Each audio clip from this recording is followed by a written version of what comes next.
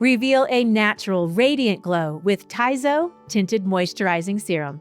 With skin-loving ingredients like hyaluronic acid, glycerin, and ceramides, this serum delivers long-lasting hydration, leaving skin feeling nourished and refreshed. 5 luminous shades provide a radiant hint of buildable color with a glowing, sheer finish that enhances your tone and texture.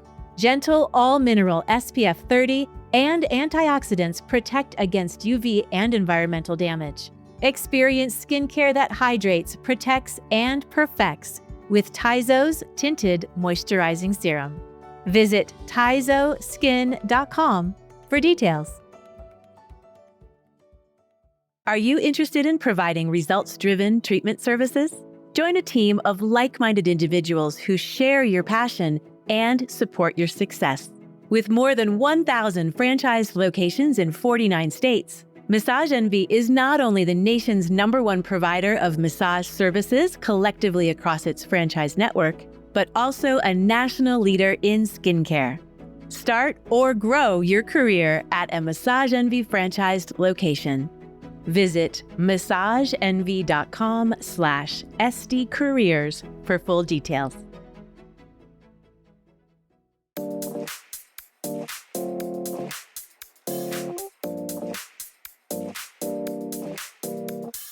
Hello and welcome to ASCP Esty Talk. I'm Ella Cressman, licensed esthetician, science geek, and content contributor for Associated Skincare Professionals. I am Maggie Staszcuk, licensed esthetician and ASCP's program director.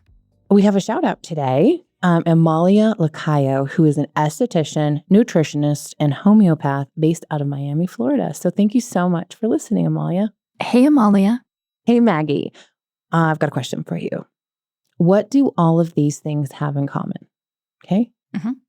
Skipping breakfast to boost energy, jumping into freezing cold water on purpose, tracking sleep with high-tech wearables, all in the name of optimizing how our bodies perform.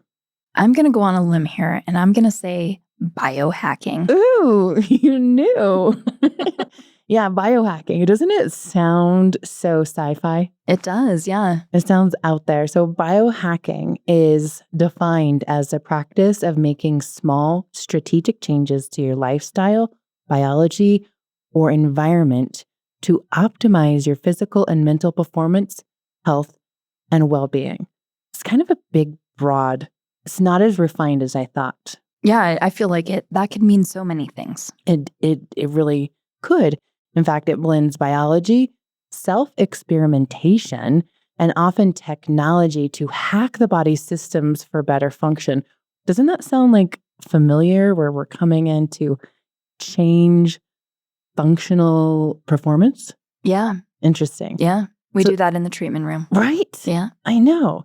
There's different types of biohacking, including nutritional biohacking, technological biohacking, DIY biology, and lifestyle optimization. Do you think that you might have any biohacking habits or practices? I do. Do you want to share them? Is it personal? Yeah. Well, I mean, just simply taking vitamins is a biohack. Yes, it is. And I'm about it right now. Yeah. Do you take anything fun? Do I take anything Let me fun? rewind that question too. Asking that 20 years ago from me would have had a different intention, but now I'm talking about glutathione, NMH. Let's see, what else do I take that's really fun? Vitamin C, glucosamine. Yeah, fun. How about you? You know what? I have scaled back. Right now, I'm very basic, just a daily vitamin. Just a daily vitamin. My swear by is magnesium glycinate. Oh, tell me what that does for you. Every night it helps me stay asleep. It helps me sleep well. Okay. And 5-HTP. So 5-HTP helps me sleep longer, stay asleep. So those two things I can't live without, but I've talked about the beef organs before. Those really help. I'm on this fun thing to really experiment, the self-experimentation with these things to have better function. So even though the term biohacking has been trending, you already mentioned, spoiler alert, that it's been making its way into our treatment rooms for a while. So chances are, like Maggie and myself, you're doing it at home, or many of our listeners could be doing it in their treatment rooms. Let's break it down into 4 approachable categories: topical, internal, device-based, and advanced biohacks. Let's talk first about topical biohacking, ingredients and products that are designed to work smarter, not just harder. Does this sound familiar? It does, yeah. So there's 2 really cool ideas that I'm really interested at the moment, but this smart design is not a new subject. You know that the CBD movement was really cool for me. It was an opportunity to take something, an ingredient, and have it communicate with a system in the body, the endocannabinoid system, and make really targeted adjustments. At the time, I said before, now granted this is before the pandemic, the next big thing is going to be adaptogens, because CBD, a cannabinoid, was adaptogenic, and then was kind of the infiltration of the mushrooms. And not to say that I'm prophetic, but it just took a little bit longer than I thought. Mm-hmm. So adaptogenic skincare. Do you know what these are? Yeah, we've talked about this before, but share with everyone. Okay, act surprised, listeners. These are formulas that feature herbal stress adapters. You'll hear them like ashwagandha, rhodiola, reishi, mushrooms. They're big right now because they're going into our food, like the importance of it. There's like supplements you can take internally, or you can take it in your coffee, which is a nice way. Just like adaptogens help our nervous system handle stress, on the skin, they support barrier resilience, especially useful for clients who are dealing with environmental stressors or inflammation. And a lot of people are at the moment. You saw the rise of it, and then it's just kind of stayed, right? Yeah. Have you noticed that too? I have, yeah. There was a big wave, like the mushrooms, for instance. Mm-hmm. There was a huge wave, it followed CBD, and it has trailed off, or maybe it has plateaued. What's your favorite mushroom in skincare? Oh, gosh, I don't think I could answer that.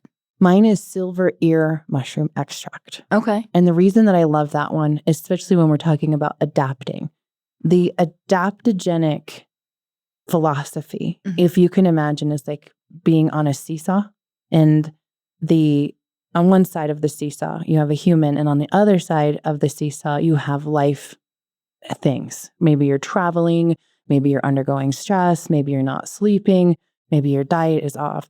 And so it makes the seesaw go up and down, up and down, up and down.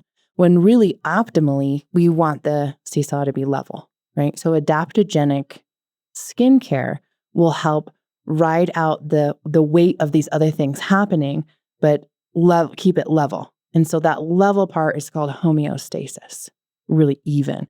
And those are key because things change, right? So another really cool topic or ingredient category that I'm so excited about right now is peptide therapy. And I know the association of peptides previously was really about anti-aging or collagen stimulus or neuromodulation as far as like stopping muscle movement. But they are this huge category of so many different things. Have you ever heard that peptides are like the skin's personal trainers? I have not heard that, no. Yeah, that's an analogy. And the reason is because they can signal specific things to happen in the skin, like GHKCU or copper peptide and matrixyl. These do that stimulation of collagen and elastin, but then they have these other peptides that stop melanin synthesis or overproduction.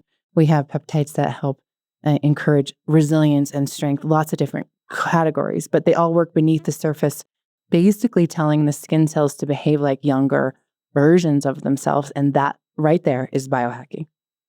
So obviously, we've had peptides for quite a while in skincare. So we've been doing this trendy biohacking thing for a while. This is what I have to say about biohacking, adaptogenics, skin's personal trainers. All of these things have been around for decades, but these descriptors are new.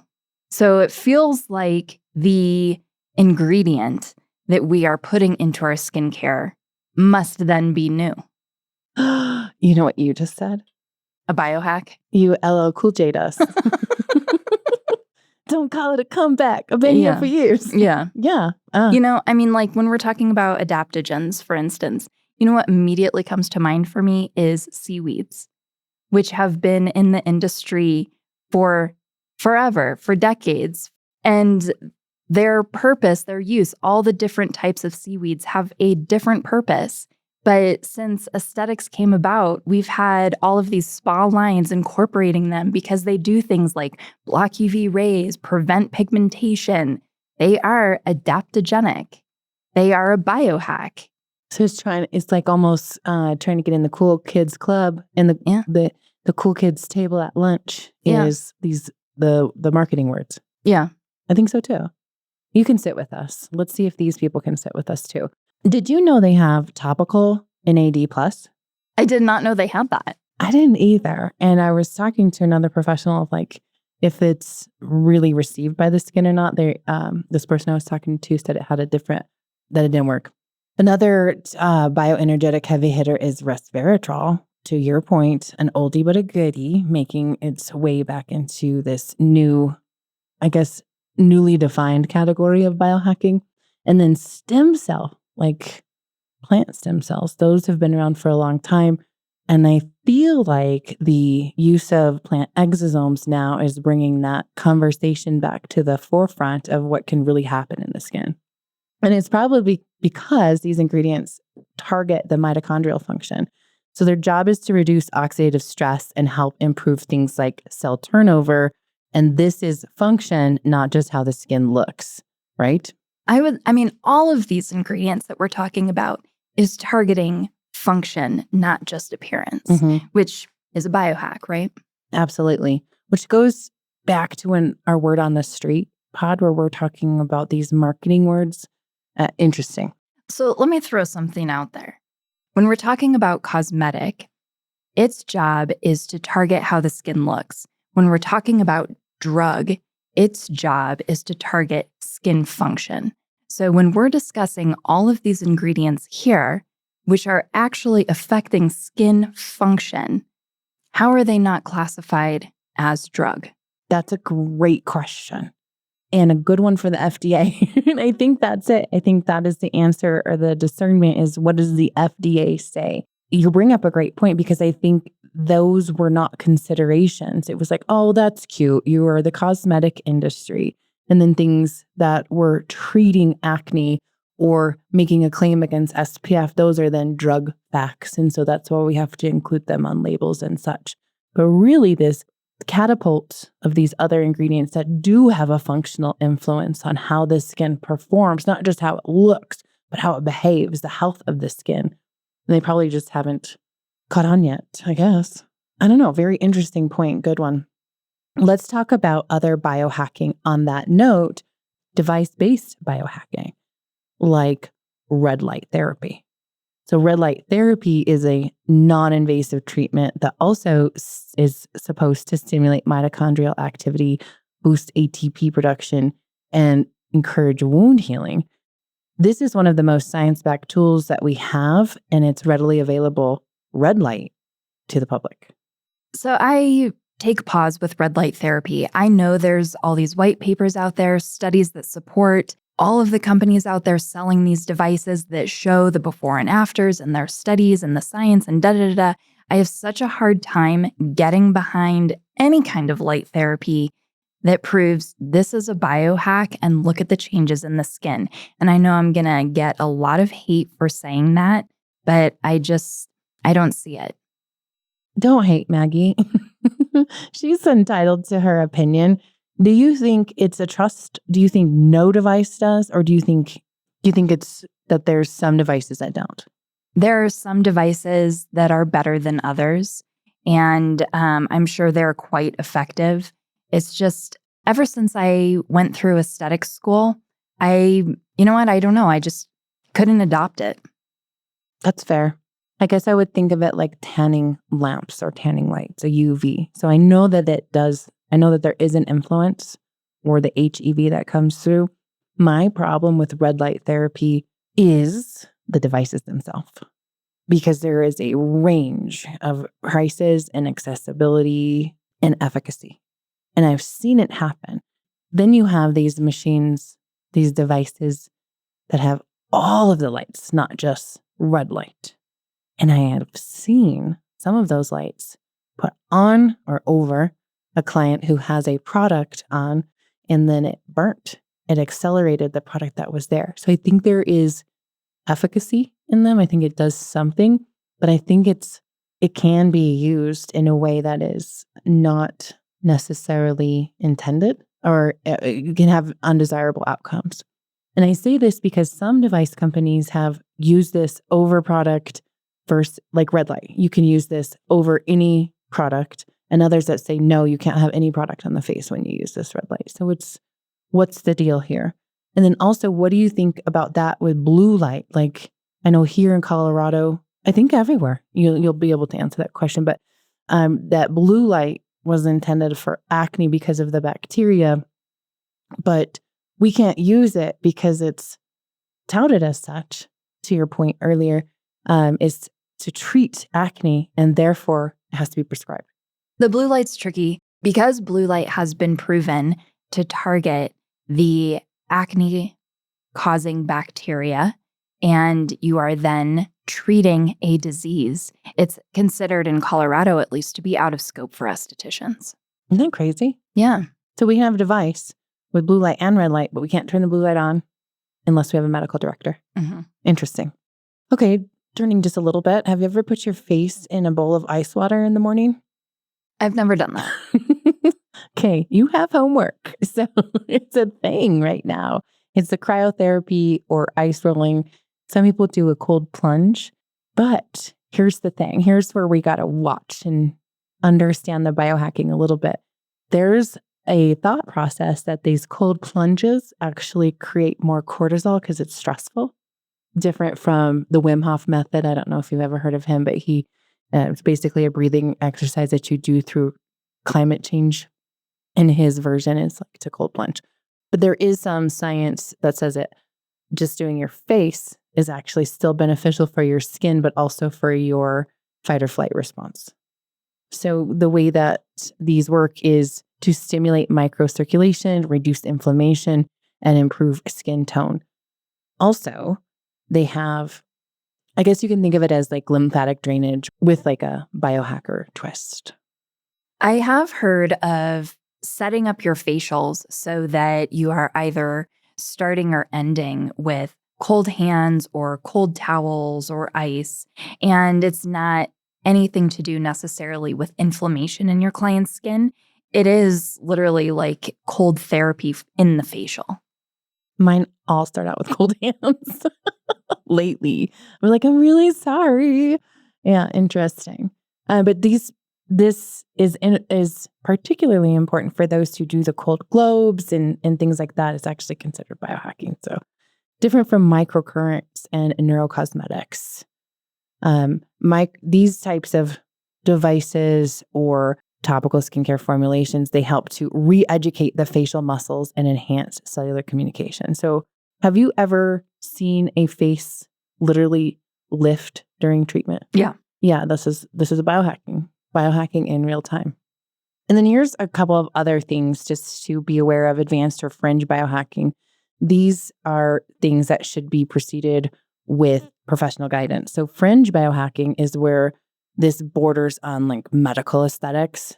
Though these are not DIY friendly and should always be supervised by trained professionals. Exosome therapy. We're talking about mammalian exosomes. These are stem cell derived messengers, and they communicate with the cells. Important because they have peptides and all different things you can buy now online. This is something you want to definitely have supervision over. And then PRP, the vampire facial. This is microneedling with your own growth factors. It works by activating the skin's repair process, essentially, biohacking this wound healing intelligence. And then we have genetic or epigenetic skin testing. So these are assessments that use DNA or gene expression profiles to personalize your skincare down to the molecule. We're not quite there on a mass scale yet, but it's coming, and I can't wait to see. But that is something that definitely needs to be supervised more than just a website skin quiz, yeah? Yeah, I would say epigenetic skin testing for skincare is the ultimate biohack. Amen. So what does all this mean for you, the esthetician? It means we're entering into this new era of skincare one that we've been practicing for a while, and then one that goes beyond trends and towards optimization, something we have seen happening for a while, whether you're helping a client build a routine with adaptogens and peptides, guiding them through supplements, or incorporating red light into your facials. You're already biohacking, even if you didn't call it that. The key is education. Start small, stay evidence-based, and empower your clients to become active participants in their skin health journey. Now, listeners, we really want to hear from you. How are you biohacking? Are you biohacking? Reach out via Instagram, Facebook, or send us an email at getconnected@ascpskincare.com. We want to know all the details. In the meantime, thank you for listening to ASCP Esty Talk. For more information on this episode, or for ways to connect with Maggie or myself, or to learn more about ASCP, check out the show notes. And stay tuned for the next episode of ASCP Esty Talk.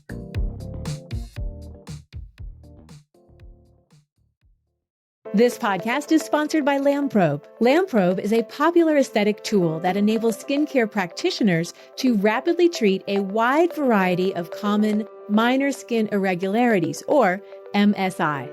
Red MSI treated by LAMPROBE include dilated capillaries and cherry angiomas, yellow MSI, cholesterol deposits and sebaceous hyperplasia, and brown MSI treated include skin tags and more. LAMPROBE MSI treatments are non-invasive and deliver immediate results. LAMPROBE can empower your skin practice with these new and highly in-demand services. For more information, visit lamprobe.com. That's LAMPROBE.com. And follow LAMPROBE on social media @LAMPROBE.